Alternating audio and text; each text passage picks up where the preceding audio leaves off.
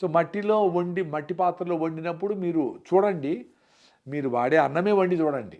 ఒక రోజు 2 రోజుల తర్వాత కూడా అంటే ఈరోజు చేసితే రేపు కూడా అద్భుతంగా కన్జర్వ్ అయ్యి హెల్తీగా ఉంటుంది.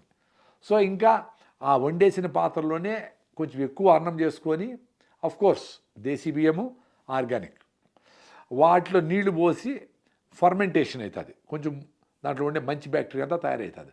రేపు పొద్దున్నే ఆ నీళ్లతో పాటు బాగా పిసికేసి దాంట్లో మీరు ఆ మిర్చి, అల్లము ఇలాంటివన్నీ వేసుకొని మంచిగా అంబలి చేసుకొని తాగితే పొట్టలో గట్ మైక్రోబ్స్ నోట్లో నుంచి పొట్టలో అంతా మంచి బ్యాక్టీరియా, లాక్టిక్ యాసిడ్, లాక్టోబాసిలస్ బ్యాక్టీరియాలు రకరకాలు మీ పొట్టలోకి పోయి మీకు చెడ్డ చేసే స్టెఫ్లోకాకస్, ఈకోలీ బ్యాక్టీరియానో పొట్టలో మోషన్స్ అయ్యే ఆ బ్యాక్టీరియా వాటన్నిటి ఇది కంట్రోల్ చేస్తుంది.